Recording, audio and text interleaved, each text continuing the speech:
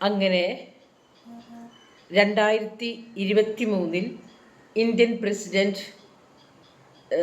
ഒപ്പുവെച്ചു എന്ന് പറഞ്ഞതായ വനിതാ റിസർവേഷൻ ബിൽ വീണ്ടും അനിശ്ചിതത്വത്തിൽ തുടരുന്നു. 2023 ലോക്സഭാ ഇലക്ഷന് മുന്നെയാണ് 33% റിസർവേഷൻ സ്ത്രീകൾക്ക് ലോക്സഭയിൽ വേണം എന്ന് ഇരുസഭകളും സുദീർഘകാല പ്രൊസീഡിങ്സിന് ശേഷം ചർച്ച ചെയ്ത് തീരുമാനിച്ച് പാസാക്കിയ ബില്ല്. അന്ന് സഭാംഗങ്ങളെല്ലാം തന്നെ ഭരണപക്ഷവും പ്രതിപക്ഷവും അത് കൈയടിച്ച് പാസ്സാക്കിയതായിരുന്നു. പക്ഷെ അന്ന് ഭരണഘടനയിൽ അനുശാസിക്കുന്ന പോലെ മണ്ഡല മൂല്യനിർണ്ണയം കഴിഞ്ഞതിന് ശേഷം മാത്രമേ ഇത് പാസ്സാക്കൂ എന്ന് പറഞ്ഞിരുന്നു. പക്ഷേ ഞാനൊക്കെ അന്ന് ധരിച്ചു വച്ചത് മണ്ഡലം മൂല്യനിർണ്ണയത്തിന് ശേഷം കൊടുക്കുന്നതായിരിക്കും കുറച്ചും കൂടി സാങ്കേതികമായിട്ട് നല്ലതെന്നും അതാണ് അങ്ങനെ പറഞ്ഞതെന്നും ആയിരുന്നു. പക്ഷേ ഈ നിയമത്തിൽ ഇങ്ങനൊരു ക്ലോസ് ഉൾപ്പെടുത്തിയിരുന്നു എന്നുള്ളത് ഞാൻ മനസ്സിലാക്കിയത് ഈ അടുത്ത ദിവസങ്ങളിലാണ്. അങ്ങനെ ഒരു ക്ലോസ് ഉൾപ്പെടുത്തിയിരുന്നെങ്കിൽ പ്രതിപക്ഷം എന്തിനായിരുന്നു അത് അന്ന് കൈയടിച്ചത് പാസ്സാക്കിയത്? അതിൻ്റെ ഇപ്പോൾ 33% ഭരണഘടനയിൽ ജെൻഡർ ഈക്വിറ്റി നമുക്ക് ഉറപ്പ് വരുത്തിയത് തന്നെയാണ്. സ്ത്രീകളും ഹ്യൂമൻ ബീയിങ്സ് ആണല്ലോ. അപ്പോൾ അതും ഭാരതത്തിലെ പൗരൻ തന്നെയാണല്ലോ. കേരളത്തിലൊക്കെ മെജോറിറ്റി വോട്ടേഴ്സ് സ്ത്രീകളുമാണ്. അപ്പോൾ അങ്ങനെ ഇരിക്കെ നിയമം കൊണ്ട് ജെൻഡർ ഈക്വിറ്റി, അവിടെ ഭരണഘടന ഉറപ്പുവരുത്തിയ ജെൻഡർ ഈക്വിറ്റി അല്ലെങ്കിൽ സമത്വം ഒരു നിയമം മൂലം എന്ന് പറയുമ്പോൾ ഒരു ഫോഴ്സിബിൾ എക്സിക്യൂഷനാണ്. ആ നിയമം മൂലം നടപ്പിലാക്കേണ്ടി വരുന്ന ഒരു സാഹചര്യം ഒരു രാഷ്ട്രത്തിൽ ഉണ്ടാവുക എന്നത് തന്നെ ആ രാഷ്ട്രത്തിൻ്റെ സംസ്കാരം വിളിച്ചോതുന്നുണ്ട്. എത്ര പ്രാകൃതമായിരിക്കണം അവിടുത്തെ സൊസൈറ്റിയുടെ മൈൻഡ് സെറ്റ് എന്നാണ് നമുക്ക് മനസ്സിലാവുന്നത്. കാരണം സഹജീവിയെ മനുഷ്യജീവിയായി കാണാൻ സാധിക്കുന്നില്ല, അല്ലെങ്കിൽ അവരുടെ മേലിൽ അധികാരം സ്ഥാപിക്കുക, അവരുടെ വോട്ട് കൊണ്ട് ജയിക്കുക, എന്നാൽ അധികാരത്തിൽ അവർക്ക് പ്രാതിനിധ്യം കൊടുക്കുന്നില്ല എന്ന് പറയുന്ന ഒരു ആണധികാര വ്യവസ്ഥ എത്ര കണ്ട് ശക്തമാണ് എന്നാണ് അതും നമ്മളോട് പറയുന്നത്. ഒരു പരിഷ്കൃത സമൂഹത്തിന് യോജിച്ചതല്ല. ഒരു അഡ്വാൻസ്ഡ് നേഷൻസ് അല്ലെങ്കിൽ പരിഷ്കൃത സമൂഹമൊക്കെ ഇത് കാണുമ്പോൾ ചിലപ്പോൾ അത്ഭുതം കൂറുന്നുണ്ടാവാം. അങ്ങനെ കൊടുക്കാതെ ഒരു രാഷ്ട്രീയ കക്ഷികളും കൊടുക്കാതെ വരുന്ന ഒരു സാഹചര്യം വന്നപ്പോൾ അത് റിസർവേഷൻ മൂലം നടപ്പിലാക്കാൻ തീരുമാനിക്കുകയാണ്. തദ്ദേശ സ്വയംഭരണ സ്ഥാപനങ്ങളൊക്കെ തന്നെ 50% വന്നിരിക്കുന്നത്. 50%-ൽ അഭ്യസ്തവിദ്യരായ സ്ത്രീകളെയൊക്കെ പരമാവധി അകറ്റി നിർത്താനൊക്കെ ഈ വ്യവസ്ഥ കിണഞ്ഞു പരിശ്രമിക്കുന്നുണ്ട്. ബഹുദൂരം മുന്നോട്ട് പോവില്ല. കാരണം ഈ ചേട്ടാ എന്ന് വിളിക്കുന്നവരെയും പറഞ്ഞ പോലെ അനുസരിക്കുന്നവരായ സ്ത്രീകളെ തെരഞ്ഞു പിടിച്ചു കൊണ്ടെന്ന് ഓവർനൈറ്റ് കൊണ്ടൊക്കെ നേതാക്കന്മാരാക്കുന്നൊരവസ്ഥയാണ് ഇപ്പോൾ അതിലൂടെ നടക്കുന്നതും. പക്ഷേ അത് ബഹുദൂരം മുന്നോട്ട് പോവില്ല. കാരണം അത് പഠിച്ചു കഴിഞ്ഞ് കഴിഞ്ഞാൽ ഇനി അടുത്ത എത്ര കണ്ട് കാലം സത്യത്തിന് അകറ്റി നിർത്താൻ പറ്റും, എത്ര കണ്ട് കാലം സ്ത്രീകൾ സത്യം പറയാതിരിക്കും. അപ്പോൾ തുടക്കത്തിൽ ഇങ്ങനെയൊക്കെ നടക്കട്ടെ എന്ന് നമുക്ക് ആശ്വസിക്കാം. പക്ഷേ ഇവിടെ 50% എന്ന് പറയുന്ന ഒരു സംഗതി കൊടുക്കാതെ നിയമം വഴി 33% റിസർവേഷൻ വെക്കുകയും അത് മണ്ഡല പുനർനിർണയത്തിന് ശേഷം കൊടുക്കാൻ സാധിക്കുകയുള്ളൂ എന്നുള്ളൊരു ക്ലോസ് അതിൽ എഴുതി ചേർത്തിട്ടുണ്ട് എന്ന് പറയുന്നു ആ നിയമത്തിൽ തന്നെ.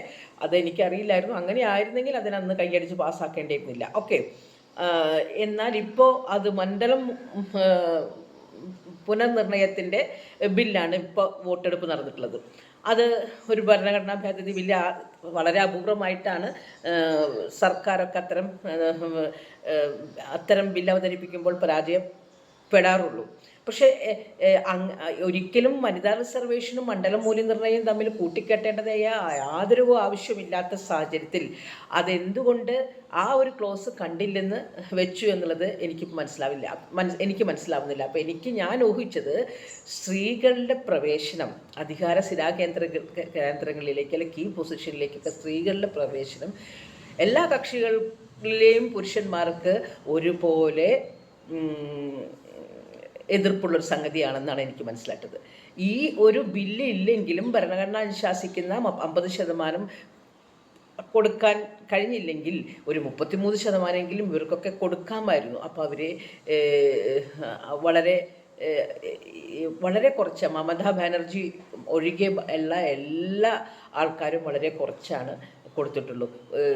പുരോഗമന പ്രസ്ഥാനം CPM വളരെ കുറച്ചാണ്. ഇപ്പം ആകെക്കൂടി എല്ലാ കക്ഷികളിൽ നിന്ന് കൂടിയിട്ട് ആകെക്കൂടി 27 പെണ്ണുങ്ങളെ തോന്നുന്നുണ്ട് ഇലക്ഷൻ നിൽക്കുന്നത് തന്നെ ഉള്ളൂ.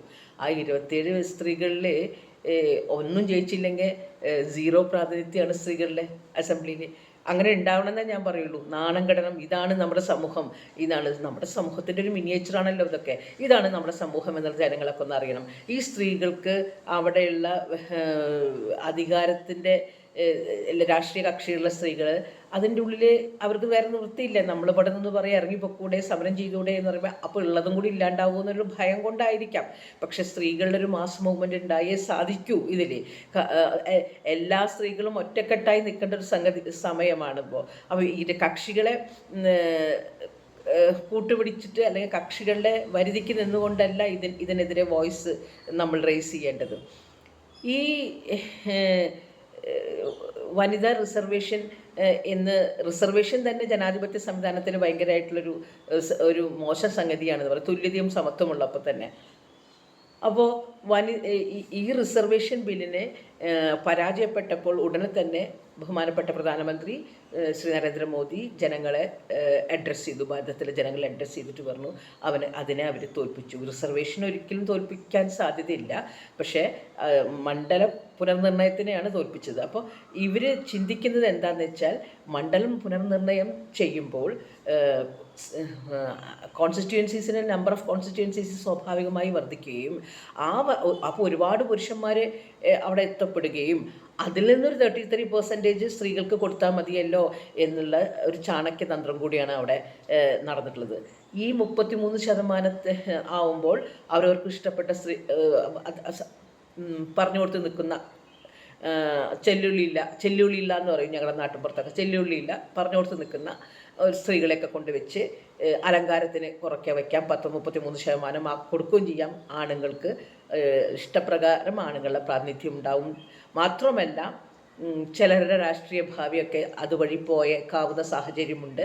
അവരെ സേഫ് ഗാർഡ് ചെയ്യാം, അവരുടെ പ്രാതിനിധ്യം ഉറപ്പുവരുത്താം എന്നൊക്കെയുള്ളൊരു രീതിയിലായിരിക്കാം അങ്ങനെ ഈ വനിതാ റിസർവേഷൻ ബില്ലും ഈ മണ്ഡല പുനർനിർണയം തമ്മിൽ കൂട്ടിക്കെട്ടാൻ കാരണം. അല്ലെങ്കിൽ ചിലരുടെ രാഷ്ട്രീയ ഭാവി അങ്ങോട്ട് ഇല്ലാതാവുമല്ലോ, അത് ഗാർഡ് ചെയ്യാം എന്നുള്ളൊരു ഉദ്ദേശത്തോടു കൂടി തന്നെ ആണ് അത്. BJP ഒരുക്കിയ ഒരു കെണിയാണ്. ആ കെണിയിൽ UDF പെട്ടുപോയി എന്നുള്ളതാണ്. അങ്ങനെയാണെങ്കിൽ അന്നേ തന്നെ നിയമത്തിൽ അത് പറഞ്ഞപ്പോൾ ഈ ക്ലോസ് വെച്ചപ്പോൾ ഈ സംഗതി മണ്ഡല ക്രമീകരണം നിർണയത്തിനൊക്കെ ശേഷമേ എക്സിക്യൂട്ട് ചെയ്യുക എന്ന് പറയുമ്പോൾ അന്നേരം അവരതിനെ എതിർത്തില്ല. കാരണം അത് തെരഞ്ഞെടുപ്പ് ആസന്നമായിരിക്കുന്നൊരു സാഹചര്യത്തിലായതുകൊണ്ട് തന്നെ അതിനെ സ്ത്രീവിരുദ്ധർ എന്നിവരെ ജനങ്ങൾ കണ്ടേക്കും. അല്ലെങ്കിൽ അത്തരം ഒരു അല്ലെങ്കിൽ ഒരു വിമർശനവും പ്രതിഷേധവും UDFനെതിരായി വന്നേക്കും എന്നുള്ള ഭയത്തോടെ ആയിരിക്കണം ആ സമയത്ത് അവർ മിണ്ടാതെ നിന്നത്. മണ്ഡലം പുനർനിർണയം എന്നുള്ളത് ഏറ്റവും അത്യാവശ്യമായിട്ടുള്ള സംഗതി തന്നെയാണ്. കാരണം ഇപ്പോൾ നമ്മൾ ക്ലാസ് റൂമിൽ തന്നെ പണ്ടൊക്കെ 1:80 ഒക്കെയാണ് നമ്മൾ ക്ലാസ് റൂമിലൊക്കെ. അത് വളരെ അൺഡെമോക്രാറ്റിക് ആയിട്ടുള്ള സംഗതിയാണ്. ടീച്ചർ ഡിക്റ്റേറ്റർ ആവാൻ സാധ്യതയുണ്ട്. കാരണം ടീച്ചർക്ക് കുട്ടികളുടെ സൈക്കിളിലേക്ക് ആഴത്തിലേക്ക് പോവുകയും ഒന്നും സാധ്യമാവില്ല ഇത്രയധികം കുട്ടികളാകുമ്പോൾ. മാത്രമല്ല അപ്പോൾ ടീച്ചർ എന്താവും, ഒരു ഹിറ്റ്ലറിൻ്റെ അല്ലെങ്കിൽ ഒരു ഡിക്റ്റേറ്ററുടെ റോള് അവിടെ സ്വീകരിക്കും. അടിച്ചമർത്താനേ നോക്കുള്ളൂ, കാര്യങ്ങൾ മനസ്സിലാക്കാൻ സാധിക്കില്ല. അപ്പോൾ അഡ്മിനിസ്ട്രേഷൻ സ്മൂത്ത് ആവണമെങ്കിൽ ഒരു ഹാൻഡി ആയിരിക്കണം. ഇപ്പോൾ 1:20 ആയിട്ടുണ്ട് ക്ലാസ് റൂമിൽ. അതേപോലെ തന്നെ എൻ്റെ കോൺസ്റ്റിറ്റ്യുവൻസി പോപ്പുലേഷൻ്റെ അടിസ്ഥാനത്തിൽ തന്നെയാണ് ഒരു MLAക്ക് അല്ലെങ്കിൽ ഒരു MP ക്ക് കൊണ്ടുനടക്കാൻ പറ്റുന്ന രീതിയിലായിട്ടുള്ള ഒരു പുനർക്രമീകരണം തന്നെയാണ് വേണ്ടത്. അത് ഭരണഘടനയിൽ പറഞ്ഞിട്ടുള്ളതുമാണ്. ഇനിയിപ്പോൾ എന്തായാലും ഇതൊക്കെ തള്ളിപ്പോയാലും അതിൻ്റെ സമയത്ത് അത് അങ്ങനെ തന്നെ വന്നു ചേരുകയും ചെയ്യും. പക്ഷേ അപ്പോഴും അതിനെ കൂട്ടുപിടിച്ച് വനിതാ റിസർവേഷൻ്റെ വനിതകളുടെ പ്രാതിനിധ്യത്തിന് അതുമായി കൂട്ടിക്കെട്ടേണ്ട യാതൊരു ആവശ്യവും ഉണ്ടായിരുന്നില്ല.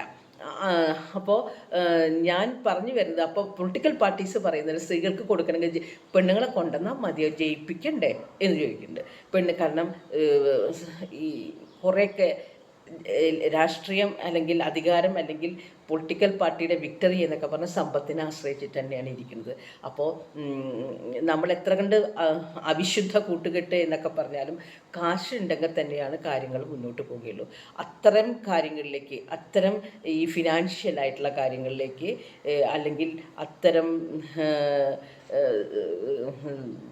സ്പെക്കുലേഷൻസിനും അത്തരം പണം പിരിവിനും അത്തരം ആൾക്കാരെ ഒരു മാസ്സായിട്ടുള്ള ഒരു പൈസ ഗ്യാതറിങ്ങിനും ഒന്നും സ്ത്രീകൾ ഇനിയും പ്രാപ്തരായിട്ടില്ല എന്നുള്ളത് കൊണ്ട് തന്നെയാണ് ഈ സ്ത്രീകളെ അവിടുന്ന് അകറ്റി നിർത്തുന്നത്. അല്ലെങ്കിൽ വീട്ടിലെ കാശുകൊണ്ട് ഇലക്ഷന് നിൽക്കേണ്ടതായിട്ട് വരുന്നു. അപ്പോൾ അത്രക്ക് പണാധിപത്യമാകുമ്പോൾ അവിടെ പണമുള്ള സ്ത്രീകൾക്ക് ഇലക്ഷൻ നിൽക്കുക എന്നുള്ളൊരവസ്ഥയാകും. നല്ല കഴിവുള്ള സ്ത്രീകൾക്ക് മറ്റേ പാർട്ടികളെ ചില പാർട്ടി കാശ് ഇറക്കി ജയിപ്പിക്കുന്ന ഒരവസ്ഥയൊന്നും ഉണ്ടാവില്ല. സ്വന്തം കയ്യിൽ കാശുണ്ടെങ്കിൽ ഇലക്ഷൻ നിൽക്കാം. നിങ്ങളുടെ കയ്യിൽ ഇത്ര കാശുണ്ടോ, നിങ്ങൾക്ക് ഇലക്ഷൻ നിൽക്കാം. അപ്പോൾ ശരിയായ റൈറ്റ് കാൻഡിഡേറ്റ്സ് ഒരിക്കലും അസംബ്ലിയിലോ പാർലമെൻറ്റിലോ വരില്ല. കാശുള്ള ആൾക്കാർ, പ്രിവിലേജ്ഡ് ആയിട്ടുള്ള ആൾക്കാർക്ക് മാത്രമേ വരാൻ സാധിക്കൂ എന്നാണ് എനിക്ക് മനസ്സിലായിട്ടുള്ളത്. അപ്പോൾ അതുകൊണ്ട് തന്നെ ശരിയായ രീതിയിലുള്ള കാര്യങ്ങളെ സമഗ്രമായി പഠിച്ച് അവതരിപ്പിക്കാനും ജനങ്ങളിലേക്ക് ഇറങ്ങാനും ജനക്ഷേമ പ്രവർത്തനങ്ങളിൽ ആവശ്യമുള്ള കാര്യങ്ങൾ എന്തൊക്കെയാണെന്ന് അറിയാവുന്ന സ്ത്രീയാവട്ടെ പുരുഷന്മാരാവട്ടെ ഇപ്പോൾ വരുന്നില്ല, കാശുള്ളവർ പ്രിവിലേജ്ഡ് ആയിട്ടുള്ള ആൾക്കാർ മാത്രമേ പാർലമെൻറ്റിൽ വരുന്നുള്ളൂ എന്നുള്ളതാണ്. അപ്പോൾ അതുകൊണ്ടാണ് സ്ത്രീകളെ അവിടെ കൊണ്ടുവന്ന് നിർത്തിയാൽ അവർ ജയിക്കുമെന്ന് ഉറപ്പില്ലല്ലോ, കാശ് വേണ്ടേ ജയിക്കാൻ എന്നുള്ളൊരു രീതിയാണ്. അപ്പോൾ ആ ഒരു അവസ്ഥയാണ് ഇവിടെ മാറേണ്ടത്. സ്ത്രീകൾക്ക് 33% എന്നുള്ളത് അങ്ങനെ കണക്കാക്കേണ്ട, ഏകദേശമൊക്കെ അങ്ങോട്ടും ഇങ്ങോട്ടും എന്നുള്ള രീതിയിൽ നിർത്തി പാർട്ടിയെ വിജയിപ്പിക്കുക എന്നുള്ള അവസ്ഥയിൽ പൈസ സമാഹരിക്കുകയും പാർട്ടി ഫണ്ടുകൾ ഉണ്ടാക്കുകയും അതനുസരിച്ച് സ്ത്രീകളെ സപ്പോർട്ട് ചെയ്യുക മാത്രം തന്നെയാണ് ഒരു ഇഗാലിറ്റേറിയൻ സമൂഹം പടുത്തുയർത്താൻ സാധിക്കുകയുള്ളൂ. സ്ത്രീകൾ അധികാര സ്ഥിരാകേന്ദ്രങ്ങളിൽ സ്ത്രീകൾ റെപ്രസെൻറ്റഡ് അല്ലെങ്കിൽ ആ പ്രസ്ഥാനം പുരോഗമനമാവട്ടെ, ഭാരതീയ ജനതാ പാർട്ടി ആവട്ടെ, മറ്റ് പാർട്ടികളാവട്ടെ, അവിടെ സ്ത്രീ റെപ്രസെൻറ്റേഷൻ റൈറ്റ് അല്ലെങ്കിൽ ആ പ്രസ്ഥാനം പ്രാകൃതമായ പ്രസ്ഥാനമാണെന്നേ നാം പറയുള്ളൂ. അതുകൊണ്ട് തന്നെ ഈ സ്ത്രീ റിസർവേഷൻ്റെ കാര്യത്തിൽ അല്ലെങ്കിൽ സ്ത്രീകൾ അധികാരത്തിലേക്കുള്ള അധികാര പ്രവേശനത്തിൻ്റെ കാര്യത്തിലേക്ക് എല്ലാ കക്ഷികൾക്കും ഏകദേശം ഒരേ സമീപനമാണെന്നാണ് എനിക്ക് തോന്നിയിട്ടുള്ളത്. നന്ദി, നമസ്കാരം.